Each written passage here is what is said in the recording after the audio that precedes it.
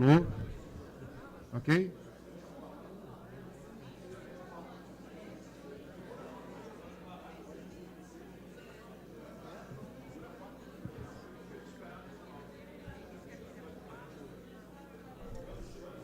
Por favor, encosta nas portas, por favor.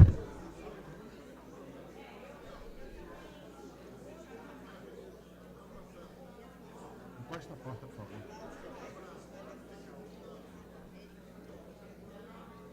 Tá.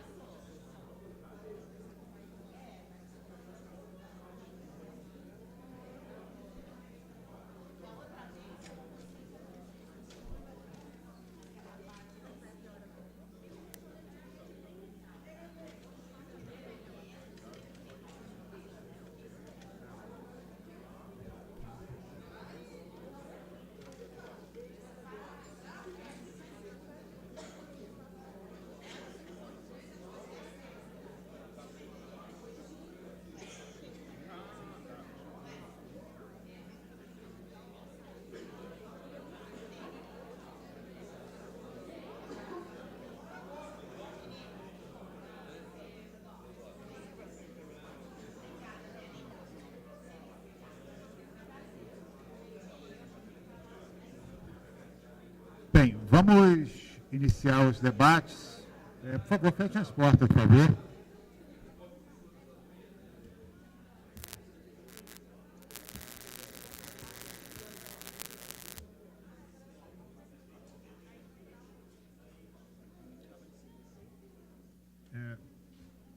Bem, obrigado, então, pelo retorno. Vamos iniciar os debates. Vou fazer uma sequência de uma pergunta. Eu vou ter que, naturalmente, para dar espaço para mais pessoas, né, exporem suas posições, eu vou ter que ter um controle de tempo, tanto das pessoas que venham a perguntar, quanto dos expositores. E há pessoas aqui com microfone, atendentes com microfone, que podem, naturalmente, chegar até vocês. Antes de cada um que quiser fazer a sua pergunta, eu peço para as pessoas identificarem o nome e a instituição a qual estão vinculadas. Então, Luana, né, seu nome? Ela está aqui com o microfone, pode passar para vocês. Então, alguém quer iniciar? Ok.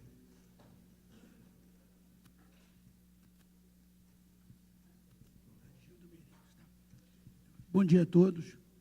Agildo Meirelles. Só um instantinho.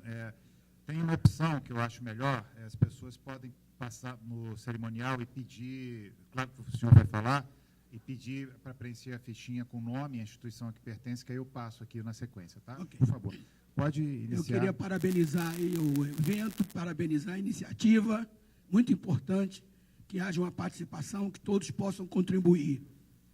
E eu estou no momento como vice-presidente da Associação de Aposentados de Furnas, após Furnas, pertenço à Real Grandeza, sou associado da Real Grandeza, nosso fundo de pensão, e também faço parte da Unidasprev, em que eu sou do Conselho Fiscal, e venho representar também a Unidasprev. Eu queria fazer uma manifestação seguinte, que a Real Grandeza, a Pós-Furnas e a Unidasprev está apoiando totalmente a sugestão dada pela ANAPAR. É isso só que eu queria fazer, e bom dia para todos. Não, tudo bem. Vou passar, então, na sequência aqui. Carlos Alberto, da Telos. Por favor, Carlos Alberto.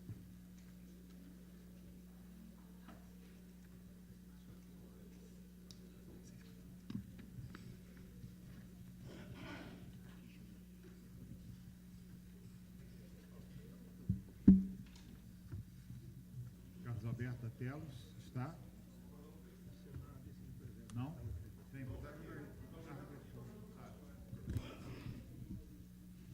Pode ficar, a pessoa que eu chamar pode ficar em pé, né, para ir facilitar. Bom dia, meu nome é Carlos Alberto da Telos, sou diretor de seguridade.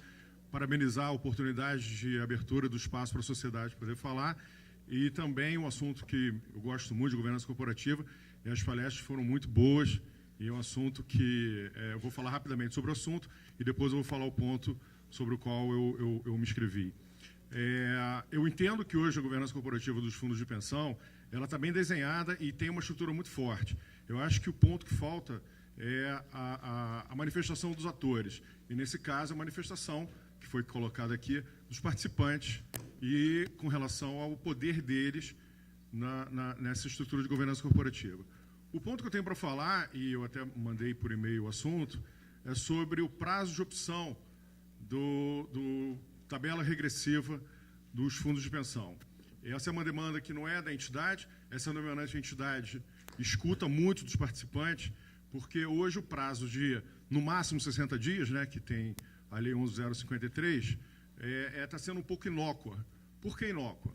Porque o entendimento da Secretaria da Receita Federal de que quando há migração ou portabilidade de um plano onde o participante não optou para um plano receptor, onde o participante tem optado, nesse momento, o participante pode fazer opção, ou os recursos acumulados no plano originário passarão a ser regidos pela tabela regressiva e o prazo contado a partir do momento da portabilidade ou da migração dos recursos, tá certo? Para as entidades fechadas, isso se torna um impeditivo de permitir isso, porque a entidade fechada tem uma burocracia muito grande e também não é interesse da abertura de planos de previdência para oferecer essa oportunidade do refazimento ou da possibilidade da pessoa fazer opção num prazo diferente daquele da inscrição no primeiro plano. E as entidades abertas, elas possuem... Carlos, desculpa, eu vou pedir para você ir concluindo e fazer a sua pergunta. Vou concluir agora.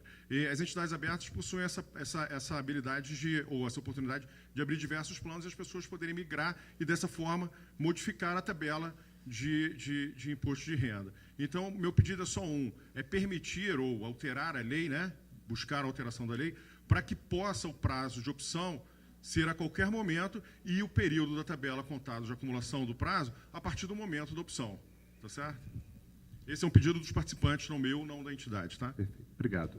Algum dos palestrantes quer fazer algum comentário a respeito disso? Ok, por favor. Oi.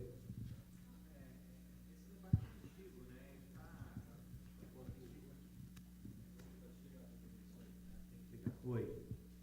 Esse debate é antigo, mas eu sei que a ABRAP e outros órgãos já estiveram e vêm lutando por isso há muito tempo. Então, acho que tão logo tiver uma possibilidade de talvez um novo governo desse tema voltar, ele vai ser debatido. Mas eu sei que não estou falando em nome da ABRAP, mas eu sei que a ABRAP luta por isso e vem fazendo esforços aí para tentar reverter. E eu sei que também pessoas do governo, se eu não posso falar pela ABRAP, quanto mais pela Previc, mas eu sei que essa tese até conta com alguma simpatia de, pelo menos, algumas pessoas do governo também, não da Receita. Então, é uma luta que vai continuar.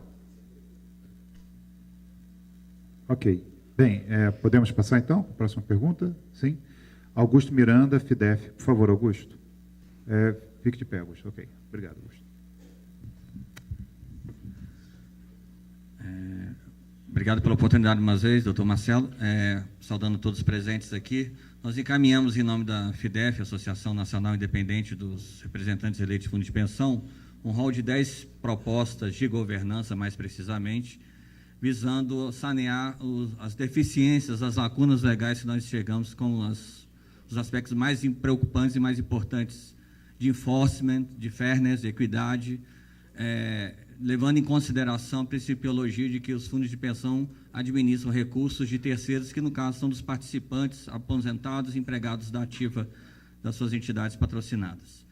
Então, falando de forma bastante rápida aqui desses 10 pontos que nós encaminhamos aí por e-mail indicado na convocatória, nós propusemos a criação da Assembleia Nacional Geral de Participantes, em analogia ao mecanismo que já existe hoje nas empresas de capital aberto, né, dando poder decisório para determinados atos societários serem colocados à disposição dos participantes, a abolição do voto de qualidade em todos os órgãos estatutários, dentro da principiologia que já foi apresentada aqui por alguns palestrantes, de buscar convergência negocial e decisória e não a imposição de vontade de lá ou de B dentro dos órgãos estatutários, por um princípio de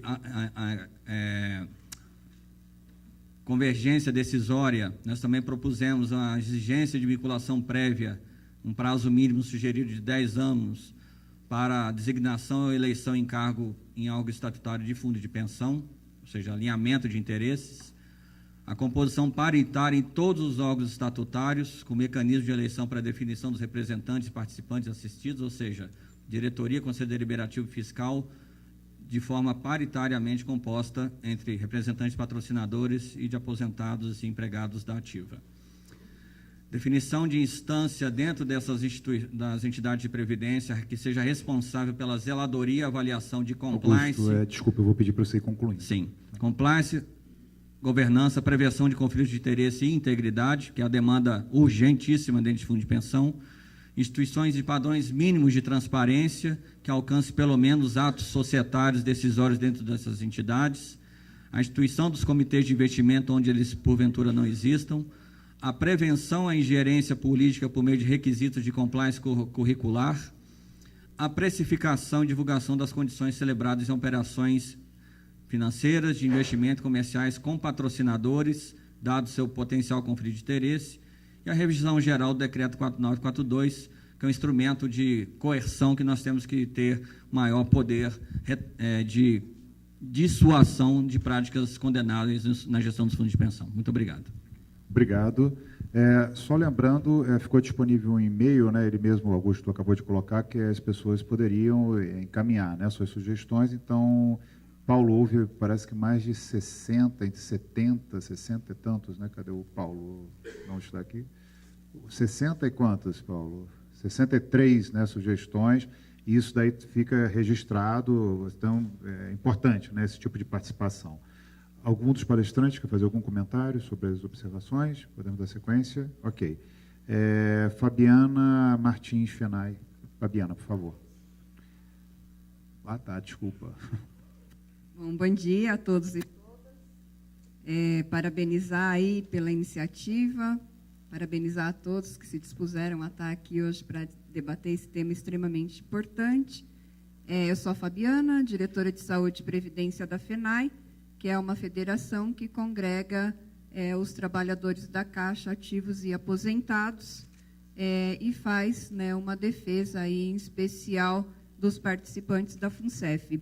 Nós fizemos, inclusive, algumas sugestões, né, também por deliberação dessa audiência. Tivemos aí a oportunidade de distribuir para os presentes. Quem não recebeu, a gente ainda tem o panfleto. E nas nossas observações, nas nossas propostas, a gente enfatiza principalmente a ampliação da governança com a participação dos participantes dos fundos de pensão, que são aí os verdadeiros donos, né, dos patrimônios das entidades de previdência complementar fechada.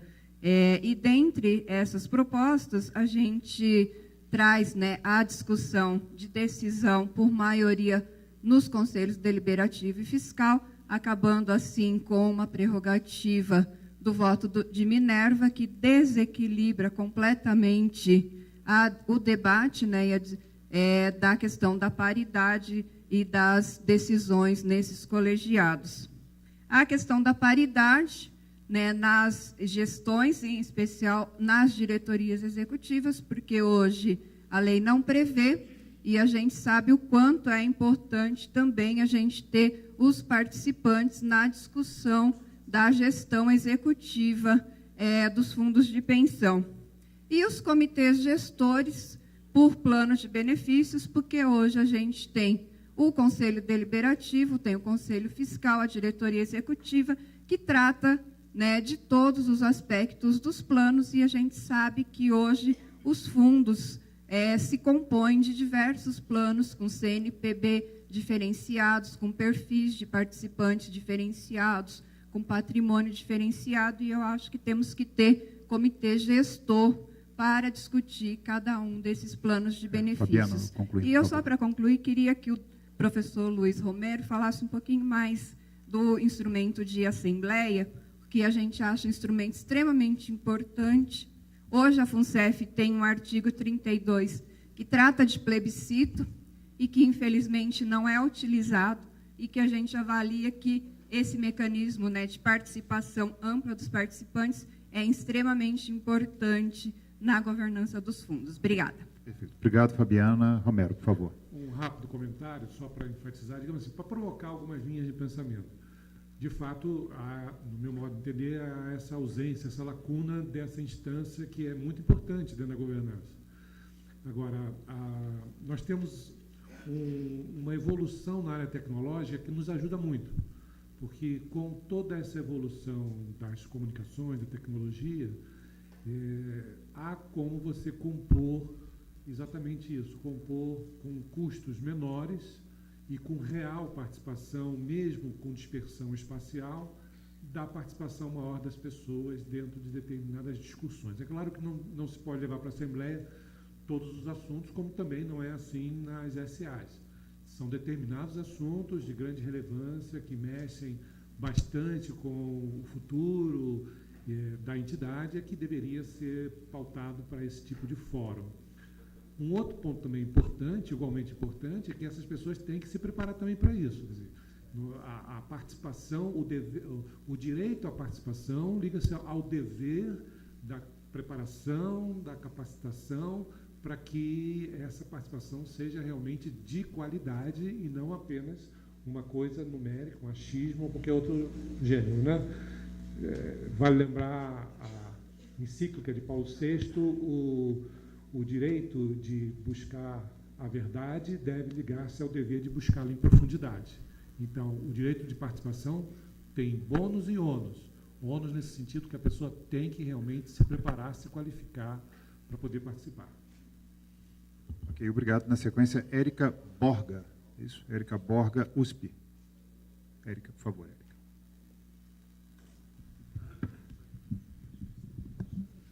Oi, bom dia a todos. Meu nome é Érica Gorga, da Universidade de São Paulo.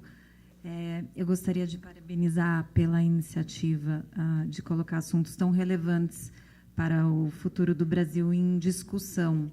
Sempre lembrando que os fundos de pensão, como já dizia Peter Drucker, são um dos principais motores do desenvolvimento do capitalismo, porque eles vão propiciar o investimento que deve ser realizado no setor produtivo.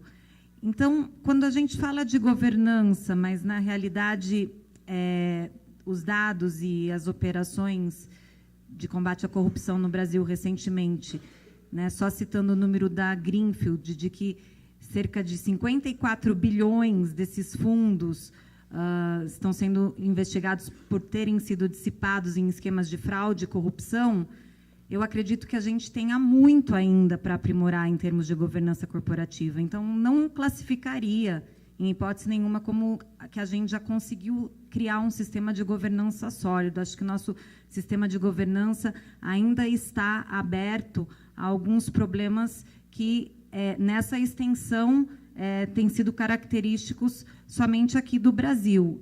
Eu vou reforçar o que o Augusto, da FIDEF, acabou de colocar, na questão da disciplina de penalidades, né, nas infrações da regulação para a gestão dos fundos. O decreto 4942, de 2003, é absolutamente inapropriado para regular essas atividades, porque as multas que nós temos estabelecidas nesse decreto começam no patamar de 15, 20 mil reais e vão ser corrigidos por índice de inflação, vão ser multas pífias em relação aos montantes dos fundos que são geridos e, muitas vezes, as fraudes chegam a ter valores...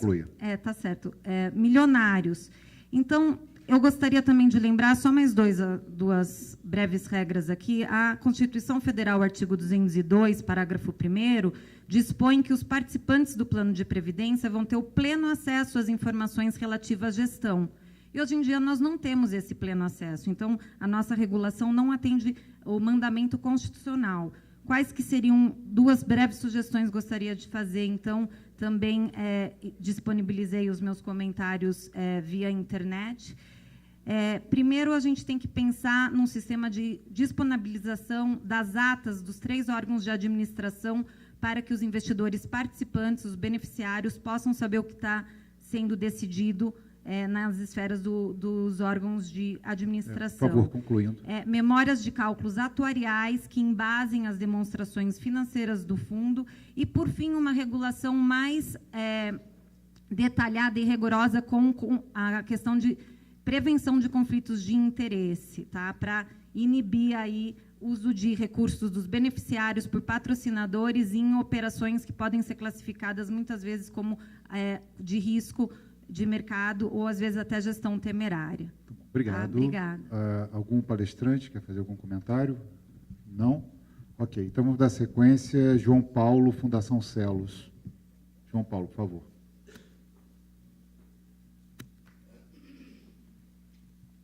Eu queria cumprimentar a todos, principalmente os palestrantes, e dizer que, enquanto participante de um fundo de pensão, já assistido, eu estou aqui corroborando as propostas da ANAPAR. Como dirigente do fundo de pensão, eu estou aqui, em nome da minha diretoria, fazendo uma defesa dos comitês de auditoria como órgãos de apoio aos conselhos fiscais, e não como órgãos competidores aos conselhos fiscais. De modo que aqui foi até lembrado por algum palestrante, que eu não me lembro qual, dizendo exatamente isso, que os conselhos fiscais deveriam ter como assessoria, né, uma boa base técnica, até com comitês, subcomitês, para tratar do jurídico, do normativo, base atuarial, etc. Então, nós entendemos que a proposta das ESIs, que trazem o comitê de auditorias, que é possível estender, mas ele tem uma exigência muito grande, muito forte com relação às entidades de menor porte. E as entidades de menor porte que quiserem adotar por exemplo, a ideia do comitê de auditoria, deve se subordinar àquela legislação que é extremamente complicada, complexa e inapropriada para o porte das entidades menores. E, para fazer uma pergunta objetiva para os três palestrantes, então, estamos tratando de governança. Quando se trata de governança, se trata de distribuição do poder, estou concluindo, eu só queria perguntar o seguinte: nas mãos de quem deve o poder nas fechadas estar? Na mão do patrocinador, na mão do participante, ou na mão do mercado, ou do governo? Ou seja, qual é o agente prioritário nessa distribuição de poder? Ok, obrigado. Por favor.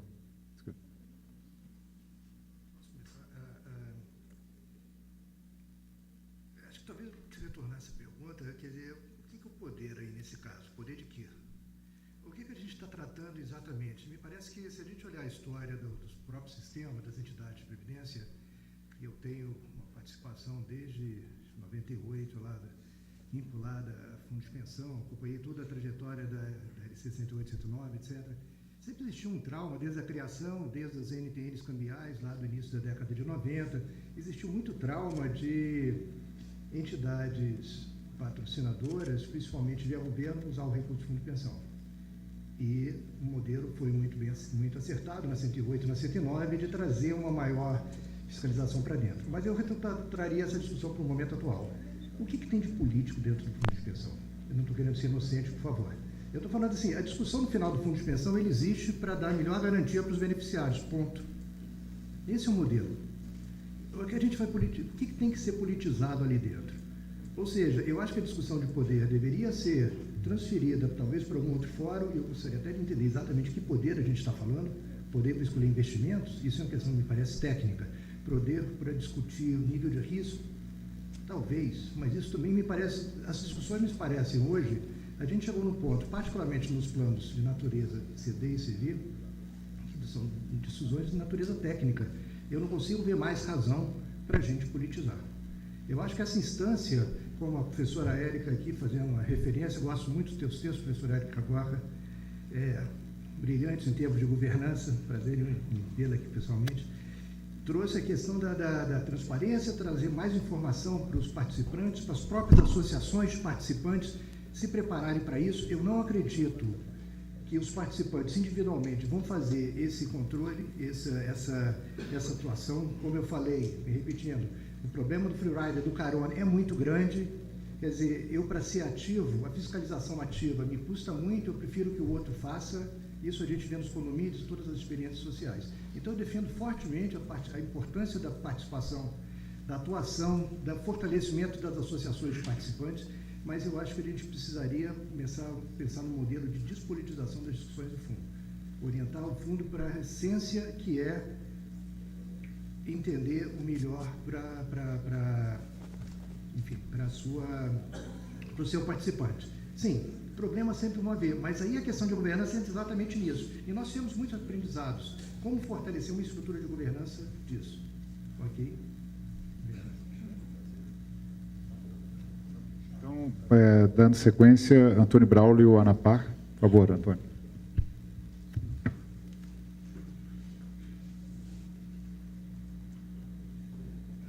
Bom dia a todos. Quero parabenizar a mesa, quero parabenizar a Secretaria pela iniciativa. Nós apresentamos...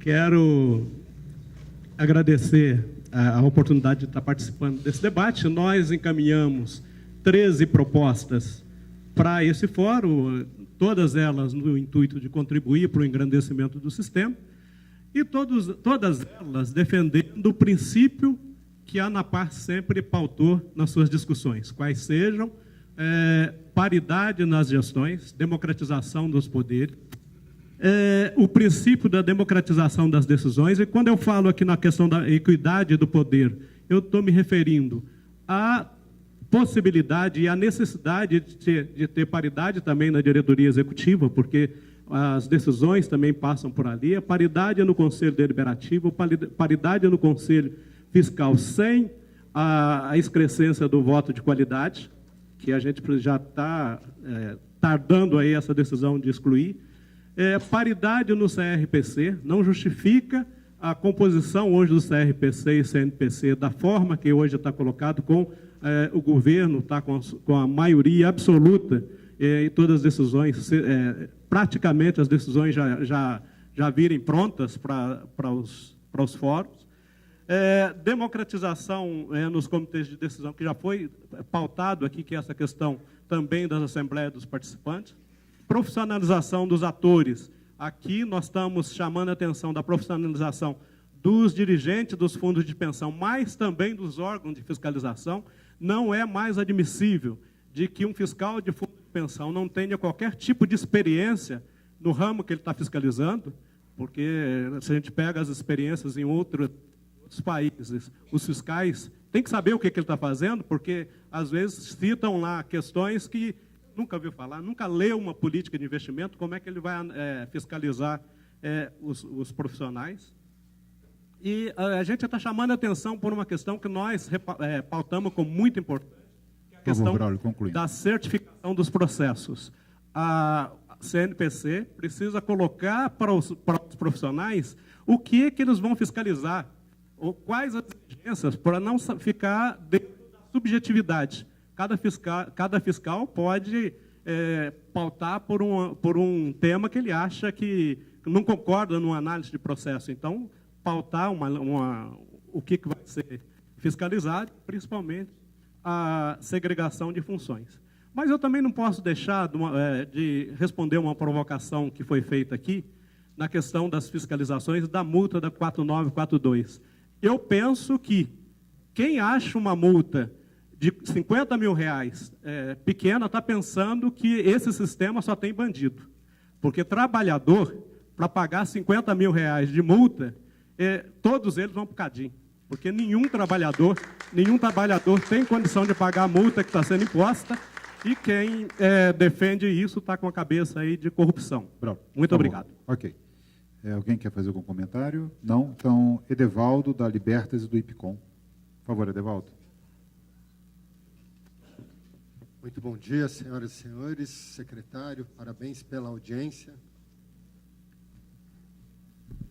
Muito bom dia, senhoras e senhores.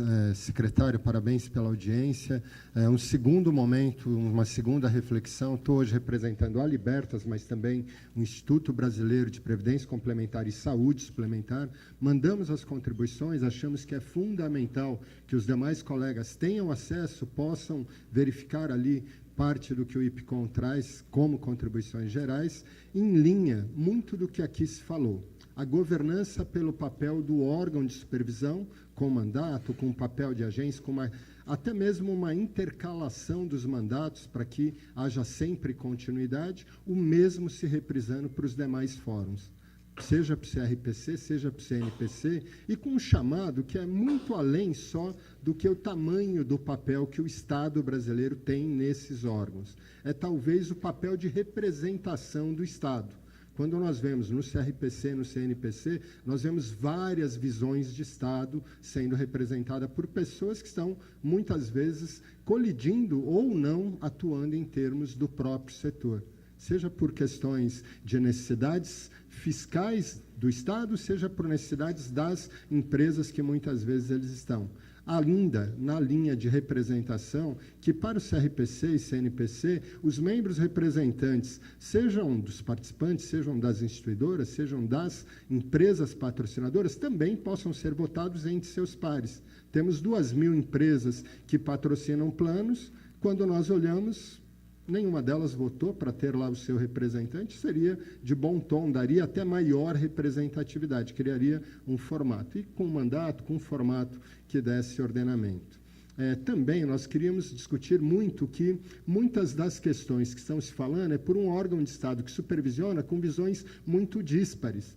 Concluindo, por favor. Nós temos na legislação e na própria Constituição da Previc a figura das súmulas vinculantes. Temos ações já definidas, mas durante esse período só 3 súmulas. É muito pouco para que tenhamos um ordenamento comum a todas as entidades. E ainda nesse rito, um chamado. É impossível que nós possamos construir entidades de previdência fortalecidas se olharmos a questão do risco apenas pelo risco financeiro. A chamada para termos controles internos, governança dos controles internos, é muito propositiva, mas ela deveria estar no CNPC. E ela deveria vincular principalmente a gestão do passivo, que nós entendemos traz mais risco e muito montante, muito maior do que apenas 54 bilhões ou qualquer que seja o valor. E mais ainda, que a própria Previc pudesse divulgar, disseminar quais foram os montantes que, de fato, foram a risco nesses fundos, porque hoje ficamos muito em aleatório. E só ainda na linha de concluir, temos uma necessidade que é entender que o nosso sistema ele traz uma coisa muito boa para a governança, que nós atendemos os nossos participantes, seja aquele que tem 2 milhões de reais na sua conta individual, seja aquele que entrou hoje e contribui com a mesma rentabilidade, com o mesmo processo. Só que, infelizmente, ainda fazemos um processo em que essa representação não se dá igualitariamente. Obrigado. Obrigado. Algum de vocês quer fazer algum comentário? Não? Então, obrigado, Edevaldo. Na sequência, Newton Salomão. Por favor, Newton.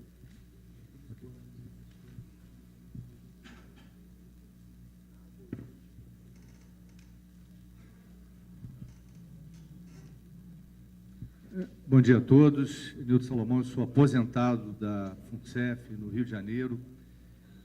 Quero parabenizar essa iniciativa e dizer que gostei muito da ideia de dar um conceito e uma prática nova aos conselhos fiscais. Mas eu queria aqui abordar a questão que muitos falaram do proprietário, né? A ideia do proprietário. Nós, funcionários da Caixa, funcionários das estatais desse país, estamos pagando um preço enorme porque quem é o proprietário dos fundos de pensão? Nós, a nossa vida, o nosso futuro, como foi dito aqui, o nosso dia a dia, né, as nossas famílias são alimentadas com os fundos de pensão que nós trabalhamos, contribuímos.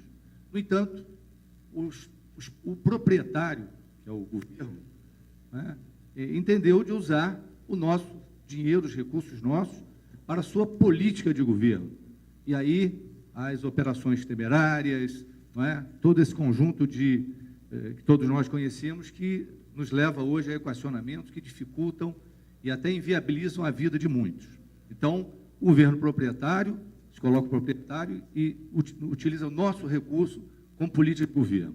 Também, o governo como proprietário, no caso nosso específico da Caixa, a Caixa, seus erros do ponto de vista de legislação e legais, hoje nós estamos bancando, porque decisões judiciais acabam saindo o dinheiro da FUNCEF, quando na responsabilidade é da Caixa. Somos o nosso contencioso. E, na verdade, como nessa história o proprietário é o governo e a Caixa, há uma dificuldade da nossa entidade, da FUNCEF, de fazer enfrentamento disso. Então, primeiro, eu gostaria de saber como a Previc vê isso. E, do ponto de vista de modelagem, concluindo, as pessoas que se apresentaram aqui, eu gostaria de saber que medidas tomariam para impedir essa vergonha de usar o dinheiro do trabalhador para fazer política de governo nesse país. Política de Estado, tudo bem, mas política de governo com o nosso dinheiro, nós que estamos pagando os equívocos do governo. Muito obrigado. Obrigado. Alguém quer fazer algum comentário? Por favor, Romero. Me sinto responsável porque eu levantei essa lebre, né? Bom, meu entendimento, um entendimento técnico baseado na questão da experiência, como falei, da governança corporativa. O conceito de propriedade, evidentemente, é muito ligado ao conceito de quem coloca o dinheiro. Então, nas situações paritárias, nós temos ali uma situação em que existem dois proprietários ou dois grupos de proprietários, né? Como existem muitas empresas de capital aberto, você tem dois sócios que detêm a mesma parcela de ações. O conceito de propriedade, de alguma forma, remete àquela questão, cada ação um voto, ou seja, na medida em que a pessoa compromete o seu ativo dentro de uma organização, ele tem o direito de propriedade correspondente a esse ativo que ele colocou. Então, esse seria um entendimento básico sobre o qual, evidentemente, evoluiria um entendimento mais apropriado para os fundos, de acordo com situações muito específicas. O doutor Junqueira aqui colocou bem que existem diferentes modelos de entidades e talvez coubesse ali também uma discussão de diferentes modelos para cada um, respeitando um pouco a natureza e as características dessas entidades.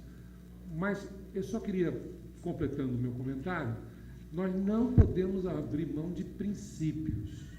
Esse é o grande problema, porque há diferenças de características, há diferenças de natureza, as sociedades são diferentes, as pessoas são diferentes, mas uma determinada sociedade deve eleger alguns princípios que são universais, que são gerais. Aí não é uma questão de interesse de um grupo ou de interesse de outro. A sociedade é mais forte e realmente é uma sociedade consistente quando ela, enquanto sociedade, se baseia num conjunto de princípios que serve para todos, independente de qualquer coisa. Por isso eu acho importante esses princípios de governança e a gente deveria sempre cuidar muito bem deles e aplicá-los a partir, então, dessa valorização do próprio princípio. Alguém quer? Ok, por favor.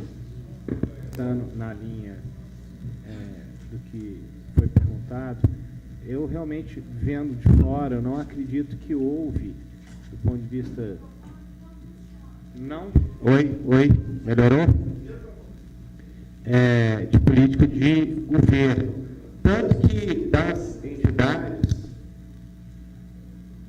Tanto que das entidades públicas federais, a maior delas, que é a Previ, passou sem nenhum arranhão por todo esse momento de turbulência que outras não passaram. Se talvez as ferramentas e eu sei que os problemas são muito mais complexos, simplório eu falar dessa maneira, mas há uma contaminação equivocada do sistema. Ocorreram problemas em algumas entidades que foram pontuais e que poderiam ter sido evitados com melhor governança. Outras entidades também federais de menor porte também passaram sem nenhum tipo de problema de investimento durante esse período, ou seja, havia nessas entidades, aquelas que foram tornadas públicas, né, os casos públicos de Funcef, Petros e Postales, um problema de gestão e que poderiam ser, talvez, evitados de uma maneira até muito eficaz, com uma governança mais adequada. E aí, de todas as pontas, seja pela atuação dos membros eleitos, seja pela atuação da Previc, seja pela atuação das auditorias, dos gestores e de todos os demais agentes. Eu acho que isso é importante ficar claro, assim, não há um problema sistêmico. Houve um problema localizado e que foi determinado por problemas de administração. Ok, obrigado. Ulisses Caniac, da Copel.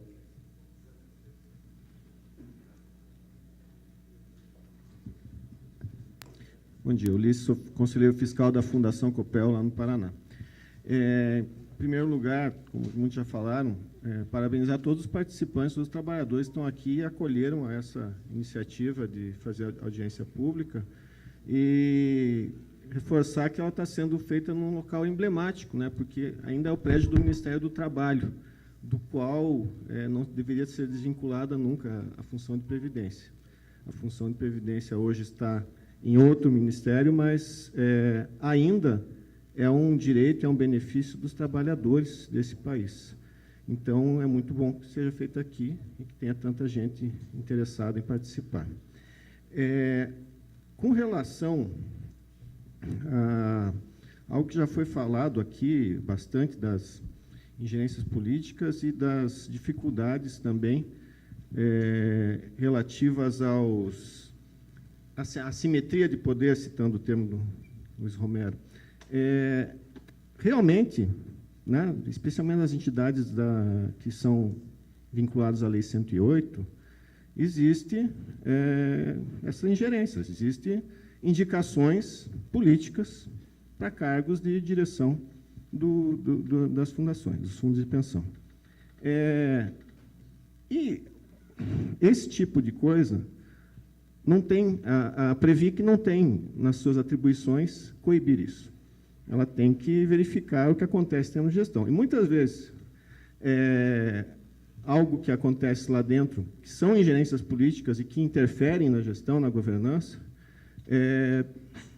depois são vistas, às vezes tem denúncias para a Previc, tem discussões no ambiente da Previc, e ela acaba dizendo que são atos de gestão. Então, o que falta, e já foi falado muito aí a respeito do Comitê de Auditoria, falta que os órgãos colegiados, conselhos, que não dão expediente na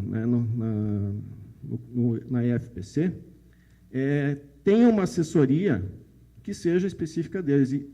E acredito que isso tem que vir de cima, tem que ser algo normatizado, tem que ser algo vindo de lei, que tenha um órgão de assessoramento para conselhos que não seja vinculado hierarquicamente às direções dos fundos de pensão. A minha sugestão foi colocada, inclusive, já pela internet. Obrigado, Ulisses. Algum de vocês quer fazer algum comentário? Não? Então, ok, por favor, por favor. Interessante essas colocações todas. Compartilhando uma reflexão, ouvindo tantos comentários interessantes em sentido que demonstra a preocupação, a responsabilidade, principalmente dos participantes, em ter uma postura ativa, em reduzir certos problemas de governança, obviamente.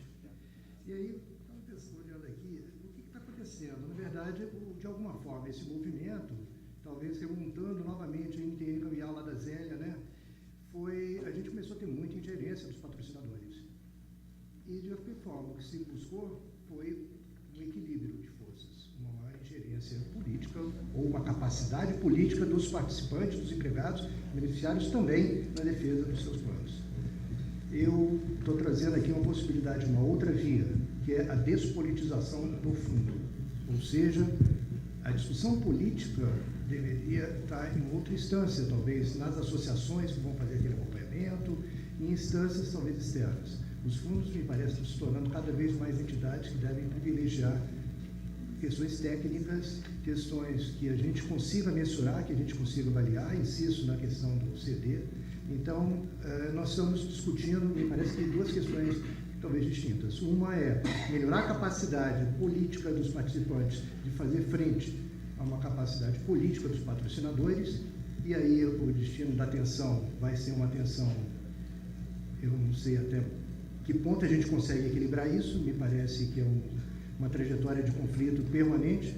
O outro lado seria talvez a despolitização. Eu acho que eu queria trazer isso para a agenda aqui, nossa reflexão também. Perfeito. Então, dando sequência, Reinaldo Anab. Reinaldo. Bom dia a todos. Quero parabenizar o Dr. Marcelo pelo evento.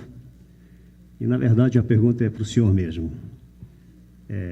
Nós também encaminhamos aí várias propostas, estivemos pessoalmente aqui entregando uma pauta, né, para o senhor, quando da discussão da PLP 268.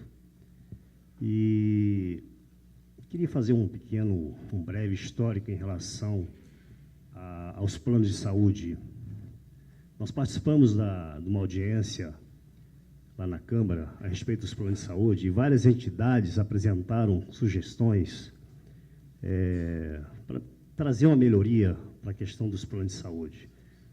E coisas de 2, 3 meses depois foi editada uma resolução CGPA, trazendo sérios danos para os planos de saúde de autogestão.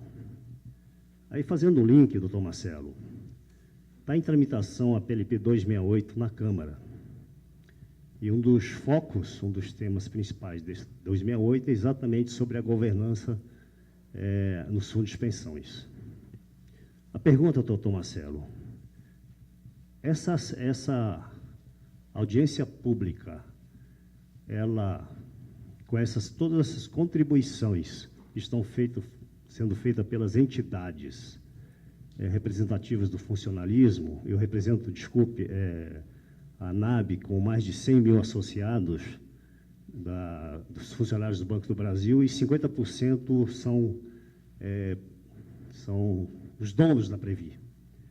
E a pergunta é essa, doutor Marcelo, esse movimento, isso vai ser uma contribuição que será dada à PLP 268, ou a ideia é trazer algo, não sei, uma resolução para tratar exatamente da governança nos fundos de pensão?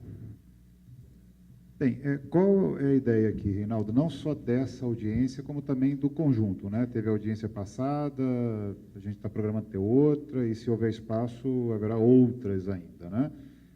Você pode observar que aqui, em particular, não houve no passado, não houve nessa, não haverá no futuro, nas audiências futuras aqui, participação do governo aqui. Quer dizer, tem como, e eu estou respondendo porque você veio direto para mim, né? Então, a ideia é justamente ouvir a sociedade. Então, tudo aqui está sendo filmado, então a gente pede sugestões, encaminha por e-mail, está tudo arquivado, tudo registrado, né?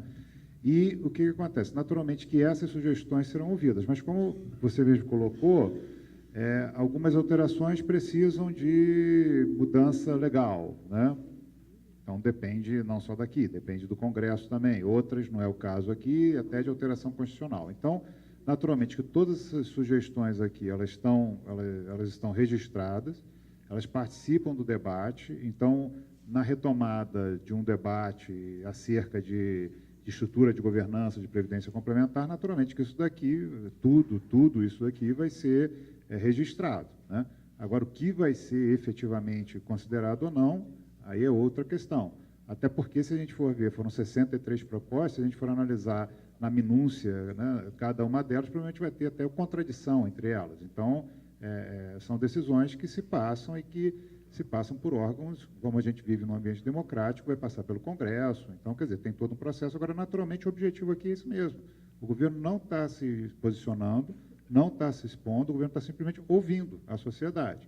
E aí, a partir de ouvir a sociedade, não só está ouvindo aqui, como também está tudo registrado. Então, muito provavelmente, nos próximos dias, tudo isso daqui que a gente está fazendo vai estar disponível na internet para qualquer um que quiser ver, ouvir, né? Estudar no futuro, propor políticas no futuro. O que vocês encaminharam também está disponível. Então, tudo isso é para formatar uma política melhor, ouvindo a sociedade. Agora, como a gente vive num ambiente democrático, a decisão sai do Congresso, né? Não sai simplesmente daqui, mas contribui para formatar e consolidar as posições divergentes existentes. Tá, certo? Então, dando sequência, José Luiz Hauen. Não sei se eu pronunciei IPMC. Ok, José Luiz. Eu represento o município de Curitiba, onde presido o RPPS, e estamos criando lá a primeira entidade de previdência complementar para os públicos municipais do país. E quero tratar aqui de uma questão de governança do Estado brasileiro, na medida em que, segundo dados da própria Subsecretaria de Regimes Próprios, o déficit atuarial dos regimes próprios de previdência de servidores total no Brasil chega a cifra de 8 trilhões, mais de 1,2 vezes o PIB inteiro brasileiro. E a saída para isso é o estabelecimento do teto para os servidores públicos, como o FUNPRESP fez, como São Paulo Previcom fez e como Curitiba está fazendo. Mas, na proposta de emenda constitucional que foi encaminhada, e é para isso que eu quero chamar a atenção, abriu-se a possibilidade das entidades abertas ocuparem esse nicho. E eu tenho visto o assédio que os bancos têm feito aos municípios brasileiros no sentido de estarem já de olho nesse nicho. Então, eu quero exortar todos aqui que a gente fique de olho, quero exortar Sua Excelência o Secretário, que a gente não abra mão de que a previdência complementar dos servidores públicos seja a previdência fechada.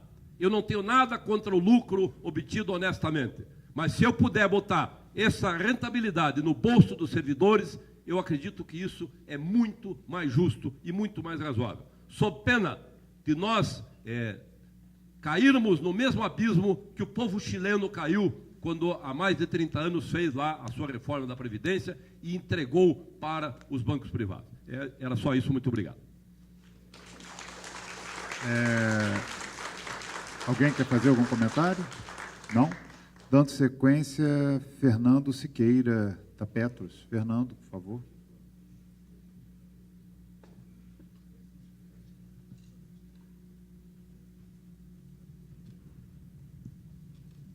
Boa tarde a todos e a todas.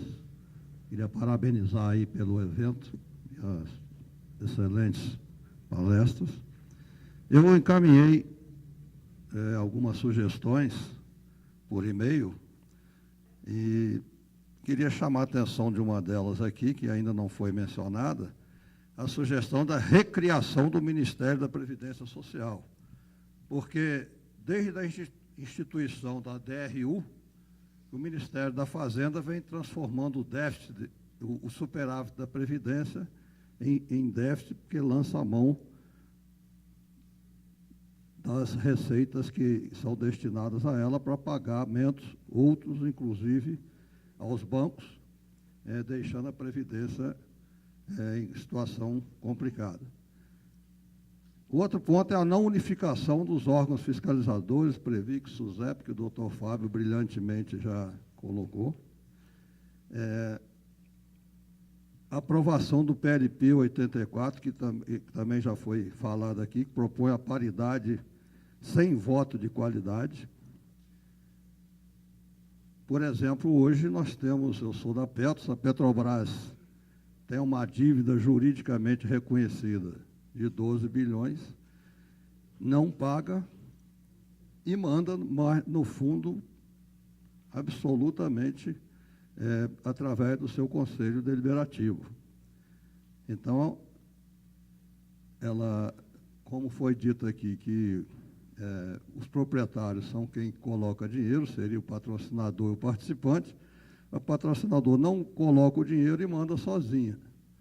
Então, é preciso haver um equilíbrio maior aí, uma simetria, como já foi mencionado. Fernando, por favor, concluindo, Fernando.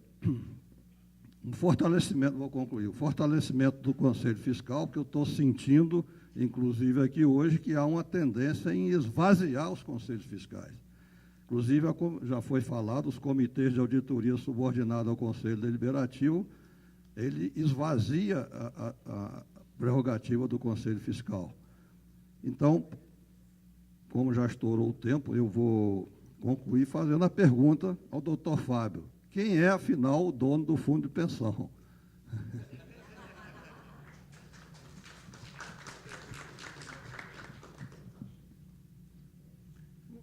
Tecnicamente, ninguém. O fundo de pensão é uma associação, né, e como tal, ela não tem um dono.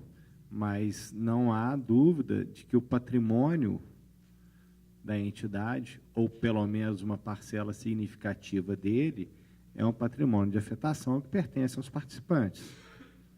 É diferente a gente classificar quem é o dono da entidade com o dono do patrimônio, né, dela enquanto patrimônio de afetação. Mas é também necessário fazer essa ressalva, e isso foi mostrado por ambos os palestrantes, que conhecem muito mais de governança do que eu, né, que são vários agentes, né? A figura da patrocinadora, a figura do instituidor tem que ser levada em consideração de uma maneira harmônica com os interesses daqueles que têm que ser, sim, os maiores destinatários das normas de segurança e tudo aquilo que a gente disse aqui, que são os participantes.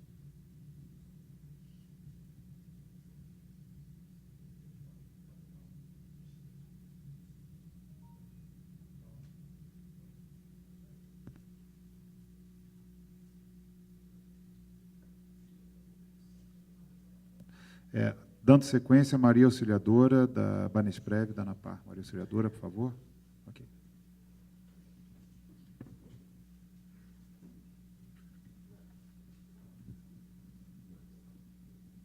Boa tarde, né? Boa tarde. Eu sou a Maria Auxiliadora, sou conselheira deliberativa do Banesprev e sou consultora da ANAPAR. Queria parabenizar, né, a secretaria pela iniciativa, parabenizar os palestrantes, a todos com a sua palestra muito bem elaborada, muito bem feita, mas eu vou destacar um pouco aqui a palestra do Dr. Fábio, por conta de ter diferenciado muito bem o sistema de previdência fechado do sistema de previdência aberto. O que a gente percebe é que são mercados diferentes. Essa coisa do Deus mercado, de qualquer pessoa que professe algo que não seja um liberalismo exacerbado, é logo taxado de que está fora do mercado. Não é que está fora do mercado, são mercados diferentes. A gente está dentro do mercado, só que é um grupo muito específico. Então, assim, o conflito de agência... Está ligado? Você está ligado? O conflito de agência, que foi colocado na palestra do primeiro palestrante, fica muito minimizado com a presença dos destinatários daqueles recursos que são administrados ali nos fundos de previdência, ou seja, os participantes e assistidos de fundos de pensão. A presença deles nos órgãos colegiados realmente reduz muito o conflito de agência. Então, esse conflito de agência que precisa ser mitigado, e por isso tem tanto debate em cima de conselheiros independentes, perfeito, precisa quando é muito disperso, grupos, interesses são outros, são muito divergentes. Para fundos de pensão, os grupos fechados, os grupos são muito específicos, têm interesses muito particulares e muito coesos.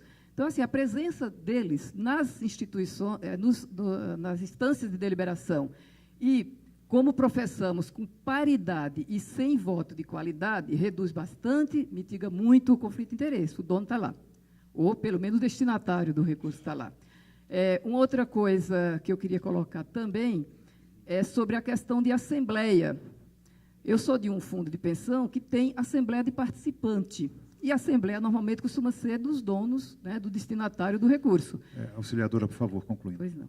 Então, a assembleia de participante é algo que devia ser observado aí nessas alterações aí. Não para ficar interferindo nas questões miúdas, as questões menores do fundo, mas para questões mais elevadas, do tipo alteração de regulamento dos planos, alteração de estatutos das entidades.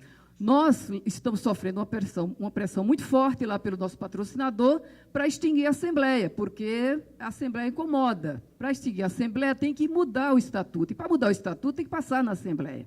Então, realmente, essa questão da negociação com paridade se faz necessário para que se chegue a consensos, e não o voto de qualidade suplantando o voto de todos. Muito obrigada. É isso.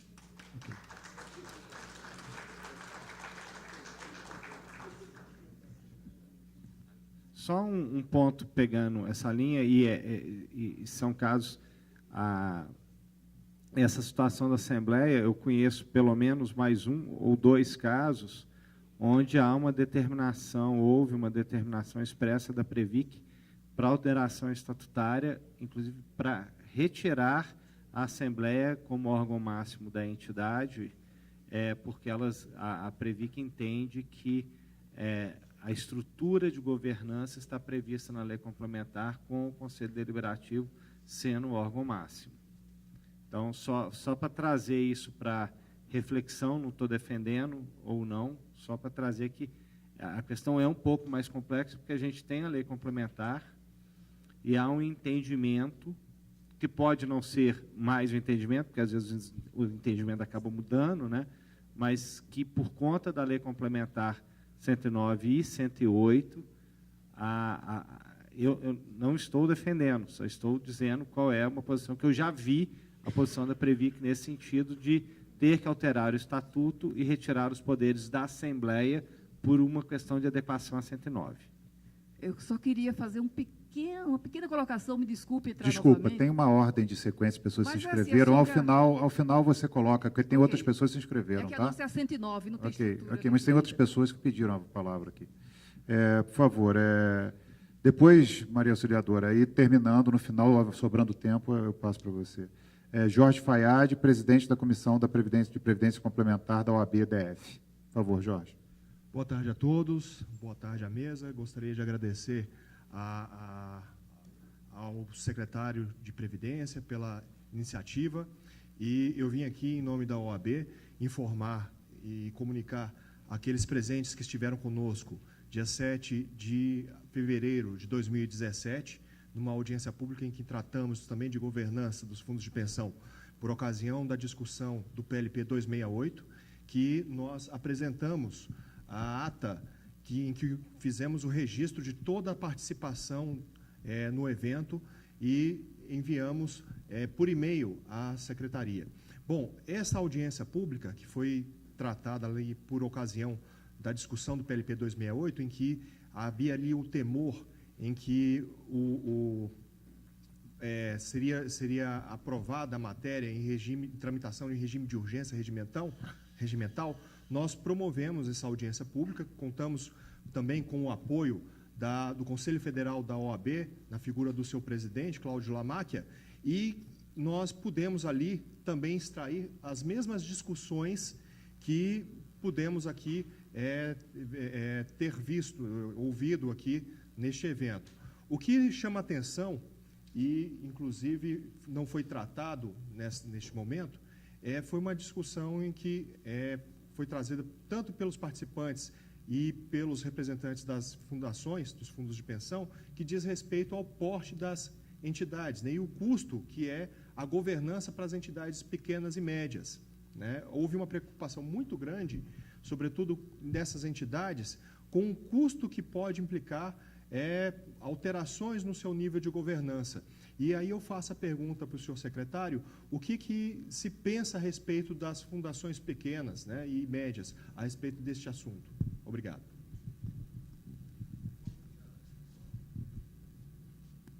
Toda a discussão da governança está estabelecida nas leis, né, e se segue, né, como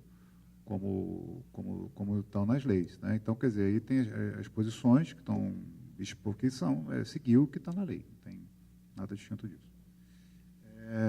Na sequência, Clarissa Braga, da Infraprev. Por favor, Clarissa.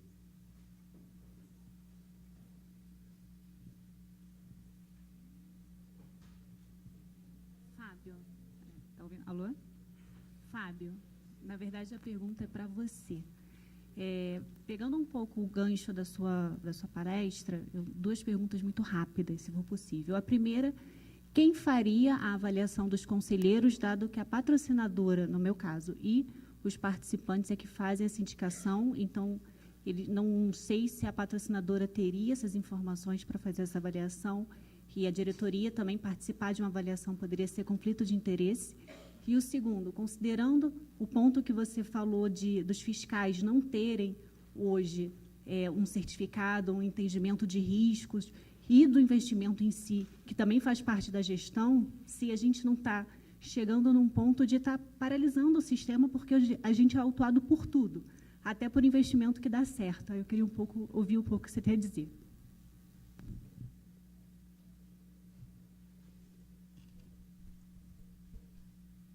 Bom, eu acho que a primeira pergunta, os professores acho que podem até me ajudar ao responder, mas, no caso, na atual estrutura, quem vai avaliar seriam os diretores eleitos, os próprios, as associações, as categorias que elegem, e, no caso dos indicados, a patrocinadora. Ela vai ter que avaliar de alguma maneira. Eu não vejo outra situação nesse momento, inclusive, acho que, pelo que eu entendi, era uma das funções ou uma das possibilidades que a Assembleia tem quando a gente trata de SAs, essa possibilidade de ela avaliar. Eu não vejo outra maneira na atuação que não seja por aqueles que lá o colocaram, os indicados à patrocinadora, os eleitos, os participantes assistidos. Na segunda pergunta, é complicado. Eu só coloquei na questão de investimentos, porque está se chegando num grau de profundidade de análise e de responsabilização das atividades, das aplicações, inclusive aquelas que deram certo, que realmente me parece extrapolando questões razoáveis. Tá? Eu não conheço cada caso, conheço alguns deles, acho que a fiscalização da Previc volta a repetir aqui, hoje é composta por pessoas com alta capacitação técnica, mas eu acho que falta algumas questões e talvez a certificação possa ser. Eu só coloquei porque ela está exigindo tanta certificação do lado de cá, na parte de investimentos, que eu acho justo que se espere a mesma qualificação que ela exige por parte daqueles que estão fazendo a análise dos investimentos. Eu não estou dizendo que eles não sejam qualificados, muito antes pelo contrário, mas eu gostaria que fosse no mesmo nível para que eles possam debater de uma maneira, tanto que eu falei do processo sancionatório, administrativo sancionatório, de talvez dê uma esfera interna antes na própria Previc para debater melhor essas questões de investimento antes de haver a lavratura do auto. Quer dizer, nem haveria auto de infração. O auto acabaria acontecendo via um processo administrativo sancionatório. Bom, essa questão de avaliação dos conselheiros, por si só, mereceria um encontro longo, né? Mas só para dar uns pitacozinhos rápido, o melhor conceito de avaliação de desempenho profissional é o 360 graus, tendo em vista que a premissa é a pessoa receber um feedback para melhorar o seu desempenho. Então, daí, todos aqueles que interagem de alguma forma com o seu desempenho são, de alguma forma, chamados a emitir uma percepção a respeito desse desempenho. No caso específico dos conselhos, começa pela autoavaliação. Então, o próprio conselho se autoavalia, né? A autoavaliação é sempre muito importante. Também aqueles que elegeram ou indicaram têm esse papel também de avaliar. E também a diretoria executiva avaliar os conselhos, por que não? Não há dificuldade nenhuma em relação a isso, porque não é conflito de interesse. É o conceito de avaliação 360 graus que algumas empresas, inclusive, utilizam. A avaliação de baixo para cima, né? Então, seria o melhor modelo, porque a avaliação de desempenho, quanto mais fontes de informação, quanto mais perspectivas a respeito do desempenho de uma pessoa, ela é mais rica, né? Com esse objetivo, deixar bem claro, de de fazer o profissional se desenvolver, se autodesenvolver, crescer, né? E daí o feedback é importante.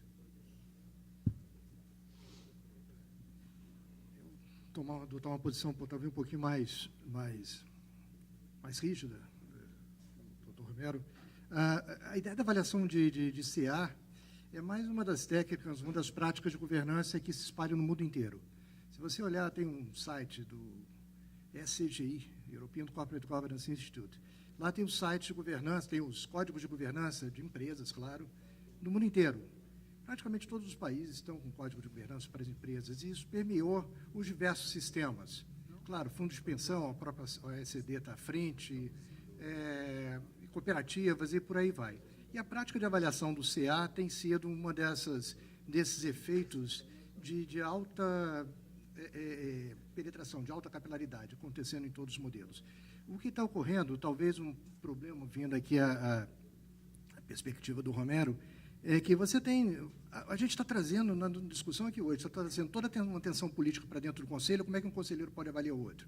Então, isso já parte do primeiro princípio. Daí, isso também acontece em empresas que você tem, às vezes, perspectivas diferentes de representantes lá dentro. Primeira questão, o Conselho tem que passar a ter um papel mais independente. Isso, acho que para a empresa ou qualquer outra organização, não só fundo de pensão. Ele tem que olhar não quem o indicou, o interesse de quem o indicou, mas o melhor interesse da organização que ele está aconselhando. Eu acho que esse é um ponto passivo e, para mim, fundamental. A boa parte das avaliações são feitas por órgãos externos, entidades externas que conseguem ter uma certa neutralidade. Vou fazer internamente, numa discussão tão tensa como essa, é muito complicado. E aí, a própria lei das estatais traz essa referência às avaliações. Foi uma lei que trouxe uma certa despolitização, e aqui não é, eu acho a politização extremamente importante no seu espaço, mas tirou de dentro a questão das estatais, de usar recursos das estatais para causas não nobres, etc. Então, eu acho que ela pode ser um exemplo para a gente. Mas, fechando aqui na questão das avaliações, tem sempre o que foi colocado aqui, a ideia dos custos. Mais custos para as entidades, principalmente as menores, mas a gente tem experiências muito ricas de cooperativas, por exemplo, que se juntam em torno de centrais. Nós temos a própria BRAP e várias outras organizações que poderiam criar modelos de avaliação. Acho que a ideia é bastante interessante. Ok. Flávio Castro, Petros. Flávio.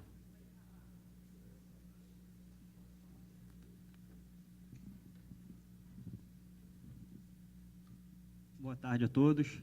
Primeiro, gostaria de parabenizar pela segunda audiência. Acho que foi um nível muito alto, realmente.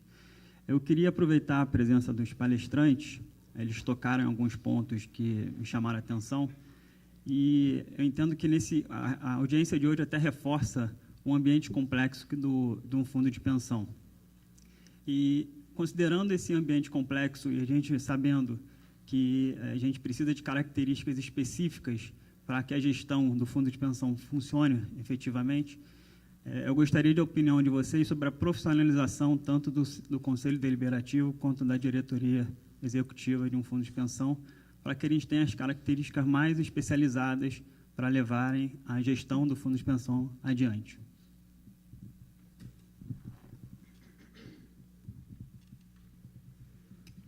Bom, é um assunto polêmico, sem sombra de dúvida. Vou expor aqui apenas a minha opinião, baseada no que eu estudei e também baseada no que eu vivi junto a algumas fundações. Eu acho que no fórum do Conselho Deliberativo é um fórum que existe, de fato, uma necessidade muito grande de ter representatividade.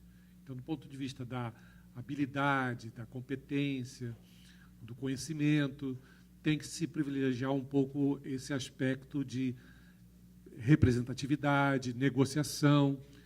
E eu fico um pouco assim com medo da despolitização, porque a gente precisaria primeiro conceituar o que é a política dentro dos fundos. Eu entendo, pelo menos, que o Joaquim está se referindo mais à questão político-partidária, influências de políticas que não é a política que é normal e é bem-vinda desde da Grécia em relação ao bem-estar de uma determinada comunidade. Então, o fórum do Conselho Deliberativo, no meu modo de entender, é um fórum político, nesse sentido do conceito de política, né? E é um fórum que requer dos conselheiros um certo perfil de capacidade de representatividade, legitimidade, uma competência, evidentemente, do negócio que está sendo gerido, mas, sobretudo, do aspecto negocial, para negociar os interesses e as diversas tensões que se estabelecem nesse tipo de fórum. Na diretoria executiva, eu já vejo diferente. A diretoria executiva é um órgão de execução, é um órgão que requer uma competência, que é uma competência eminentemente técnica de administração. É uma competência que a pessoa precisa ter, habilidades, experiências, para executar uma tarefa de colegiado, porque a diretoria executiva tem uma perspectiva colegiada, mas também de operacional, porque cada diretor ele é responsável por uma área específica, uma área tática, uma área operacional. Então, ele tem um perfil que é diferente do conselheiro. Ele requer um perfil técnico muito mais apurado, muito mais desenvolvido. Por isso, eu acho que, de certa forma, o mundo ideal seria se a gente tivesse no Conselho Deliberativo, no Conselho Fiscal, que é importantíssimo, esse espaço de representação, de participação dos proprietários.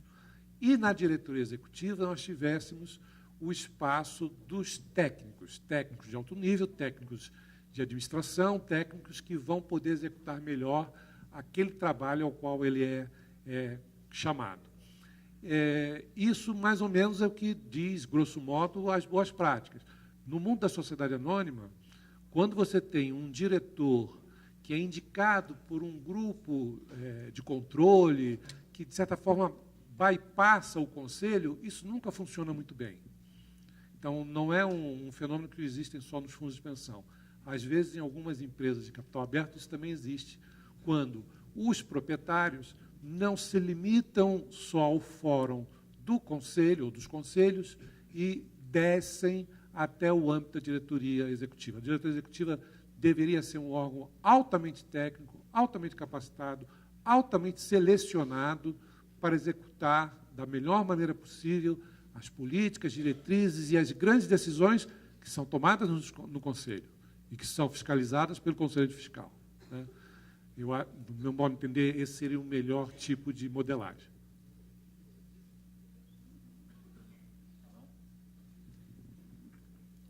Eu não vejo problema, e coloquei isso na minha apresentação, da figura seja de diretor, seja de conselheiro profissional. Isso tem que ser discutido no âmbito da esfera de cada entidade, sempre lembrando que a gente vai ter, sem entrar no debate da paridade ou não, mas ainda que seja 1/3 nas 109 e paritário nos demais 108, você tem os eleitos, né, que poderiam até mesmo eleger alguém que eles entendessem, estou falando possibilidade, não estou falando a obrigatoriedade, eles elegerem alguém que eles entendam que seja a melhor pessoa para representá-los, dentro de uma capacitação técnica para exercer qualquer uma das 3 funções, Conselho Deliberativo, Conselho Fiscal ou diretoria, quando for o caso. Então, eu acho isso positivo, a possibilidade de dar essa chance, não a obrigatoriedade. Ok, dando sequência, Lucas Dias, APCF, Rio Grande do Sul. Lucas, por favor. Lucas.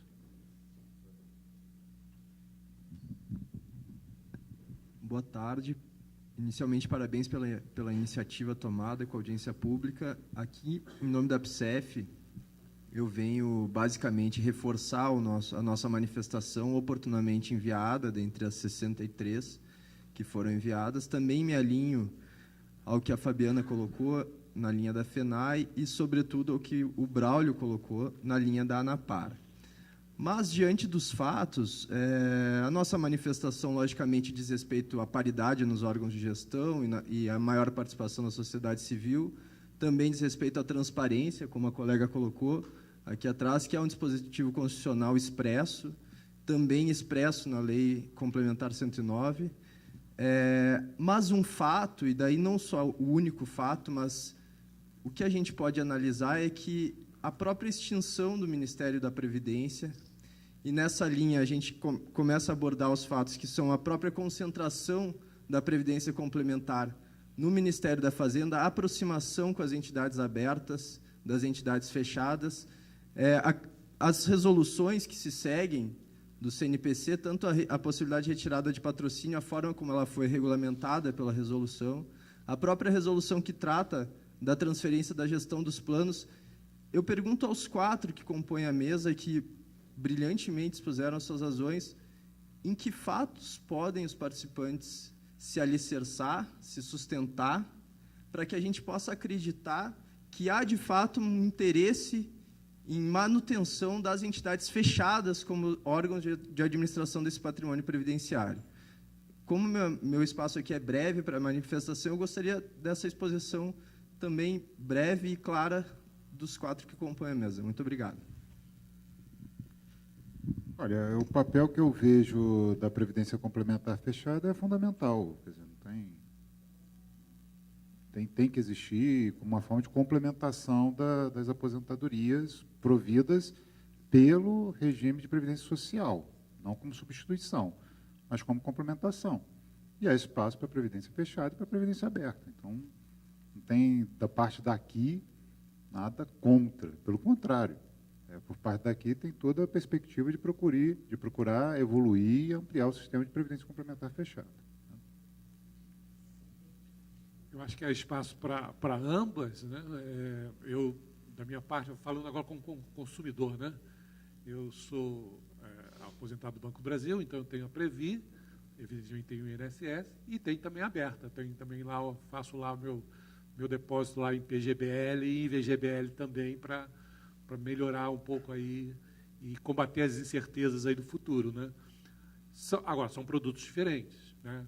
Existem conceitos diferentes ligados a cada um deles. Então, acho que há um espaço para os dois e acho que, do ponto de vista de sociedade, a sociedade é que vai decidir isso, mas eu creio que a sociedade deve ter um pensamento mais ou menos parecido com o meu, no sentido que é bom ter os dois, porque cada um atende a determinados propósitos específicos. Bom, na minha apresentação, na introdução, já me declarei um fã entusiasmado do sistema fechado de previdência complementar. Para quem tiver maior interesse, acho interessante dar uma lidinha na diretiva 2341, que é de 2016, da União Europeia, que ela traz bem essa questão da estruturação do sistema de previdência complementar dentro da União Europeia e do enfoque que eles dão para que eles chamam do segundo pilar, que é o pilar fechado.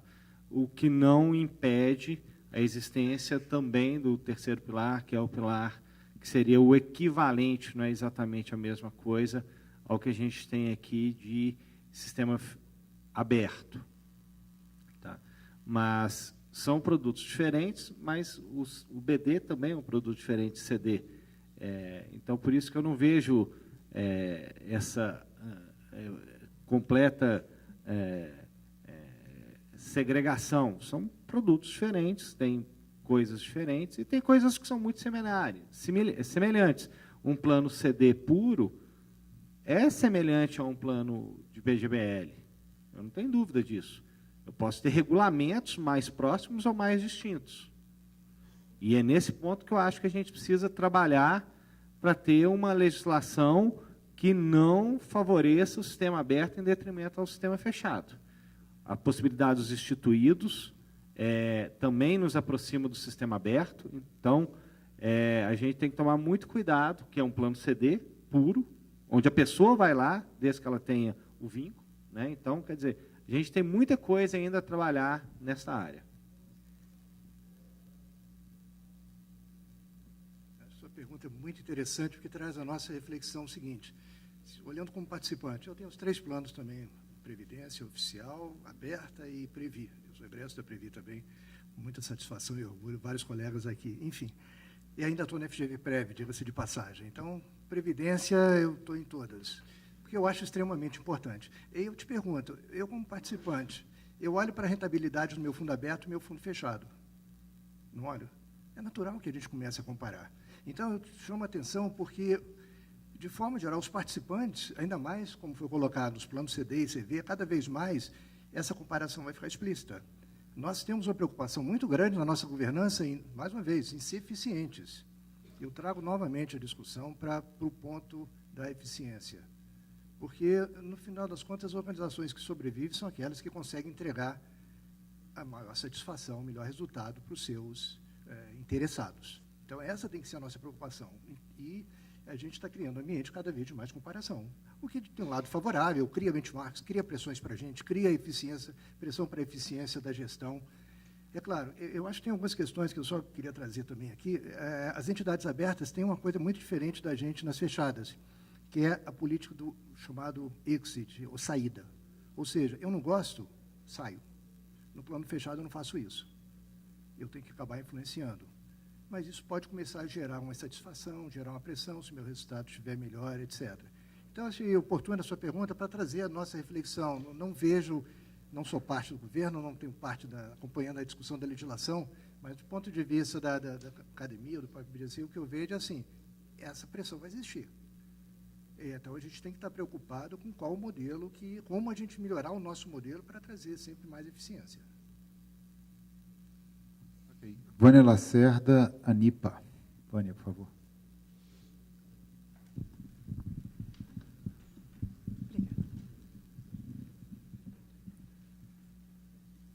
Bom, eu sou Vânia Lacerda, sou da ANIPA, que é uma das associações que representa os participantes da FUNCEF. Mais do que uma sugestão, é um desafio que eu acho que está colocado para nós todos. O que a gente percebe nos fundos de pensão é a falta de prevenção. Trabalha-se sempre em cima do leite derramado, em cima daquilo que já aconteceu. Eu ouvi muitos elogios aqui. Por exemplo, a atuação da Previc, longe de mim querer questionar a qualificação do pessoal da Previc, mas o fato é que aconteceu muita coisa. Por exemplo, no Postales, que é impossível, tem que haver a prevenção. Não é possível que lá no final, depois de tudo ter acontecido, sobre para os participantes e assistidos pagar a conta e se pense em fazer algo dali em diante. Tem que ser feito algo antes, tem que haver a prevenção. Não é possível que no fundo de pensão tenha a auditoria do patrocinador, tem auditoria externa contratada, tem auditoria da Previc, e não se consigam detectar os problemas, os investimentos visivelmente que vão dar a fundo perdido ali adiante, sem que se perceba isso em tempo de evitar, não apenas em cima do leite derramado. Alguém quer fazer algum comentário? Não. Por fim, Sandra Oliveira Petros. Sandra. Meu nome é Sandra Oliveira, eu sou aposentada da Previ e sou gerente executiva de riscos, controles internos e conformidade da Petros. Minha pergunta é um pouco relacionada com o que ela falou, e como a gente está falando de governança, eu queria saber de vocês se a parte de riscos, controles internos e conformidade não fica um pouco negligenciada, assim, um pouco muito no papel. Pensando um pouco, quando você falou que a Previ e outras instituições ficaram um pouco mais protegidas, eu me lembro um pouco que os bancos, sobretudo o Banco do Brasil, por ter ação listada, essa parte de risco já é um pouco mais robusta. E como eu estou há 1 ano e meio nessa área aqui, eu acho que essa parte de risco e controles internos, ela talvez precise ser levada, ser mais discutida, em vez de ficar nessa parte mais política, da gente pegar um pouco mais a mão na massa de discutir um pouco mais de como prevenir. Porque também não sempre é trivial, é evidente. Quando a coisa é intencional, né, às vezes não é evidente como você vai prevenir. Então, eu queria perguntar para vocês se vocês não acham isso, que precisa evoluir um pouco essa parte dentro da governança de risco, controles internos e conformidade.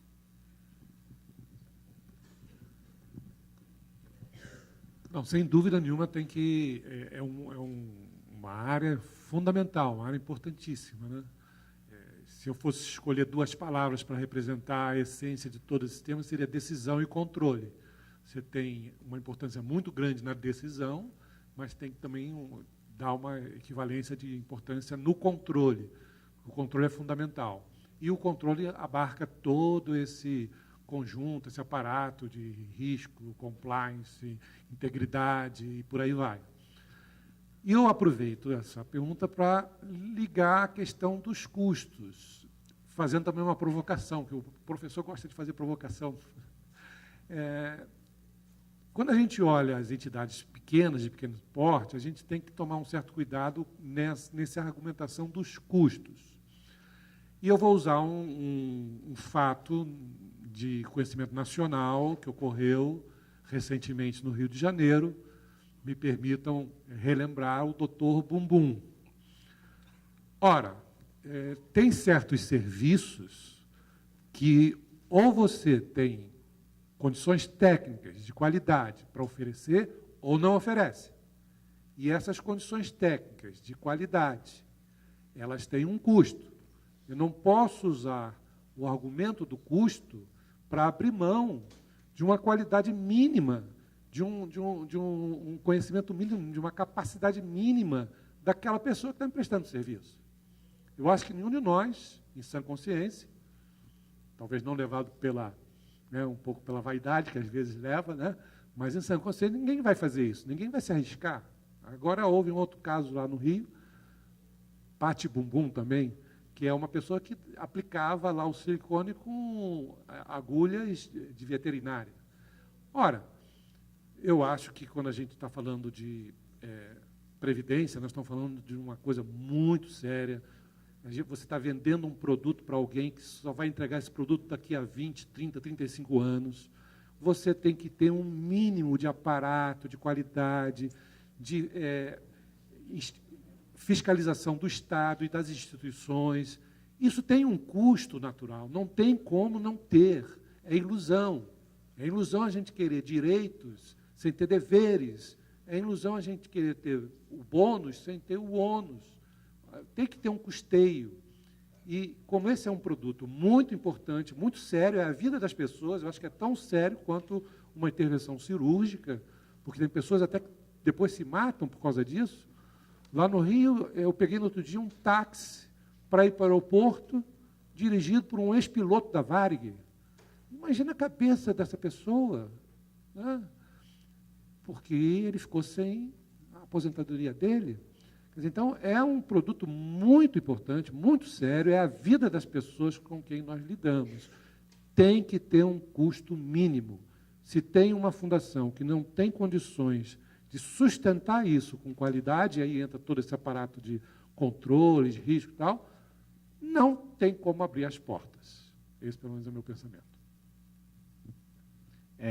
Nessa linha, só detalhar, o tema da audiência pública hoje era governança.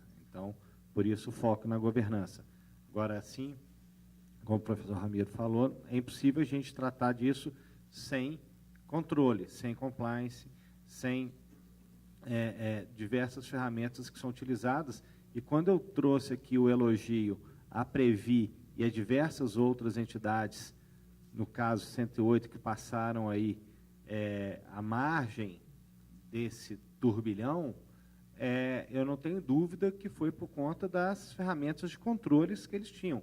Mas o que a minha experiência demonstra é o seguinte: não adianta você ter pessoas extremamente comprometidas, técnicas, você ter uma baita de uma ferramenta ou várias ferramentas, porque para que você tenha bons controles, bom compliance, você precisa efetivamente da governança da entidade. Se o Conselho Deliberativo, o Conselho Fiscal e a diretoria não comprarem a ideia, não vai adiantar, não vai funcionar. Por melhor que sejam as pessoas técnicas e por melhor que seja a ferramenta que seja dada. Só vai funcionar se tiver esse ciclo todo dos órgãos estatutários de fato comprometidos com a boa governança e com os bons controles, senão não funciona. Bem, então, concluímos, então, essa segunda audiência pública. Agradeço muito mesmo a vocês por toda a atenção. Agradeço aos 3 palestrantes pelas excelentes exposições a respeito das questões relacionadas à governança. Muito obrigado mesmo a cada um de vocês. Agradeço também a cada um do público, né? Quer dizer, estava maior, aí com o tempo passando diminuiu um pouco, mas, enfim, então, aqui toda essa manhã, início de tarde, presenciando, que mostra a relevância, né, que vocês dão ao tema a respeito. Eu creio que talvez tenham pessoas aqui que até se deslocaram de cidades, né, passaram por aeroportos para vir aqui para assistir a essa apresentação. Aviso a todos também que essas apresentações, essas 3 apresentações, as propostas que foram encaminhadas, a filmagem do evento, nos próximos dias, elas vão estar disponíveis no site da Secretaria de Previdência. Gostaria também de tecer os agradecimentos ao Paulo, aqui, da subsecretário de Previdência Complementar, por ter organizado esse evento tão bom, e também, finalmente, mas não menos importante, a todos vocês do apoio, tá, que participaram, vocês que filmaram, vocês do som, você, Luana, aí, Kiki, na recepção, o do Daniel, todo mundo, espero não ter esquecido nenhum de você também, espero não ter esquecido nenhuma das pessoas, que sem vocês isso daqui não nem aconteceria, né? Estaria sem luz, estaria sem som, então, realmente vocês são parte fundamental do sucesso desse evento. Então, muito obrigado a todos e espero encontrá-los em uma próxima audiência. Muito obrigado.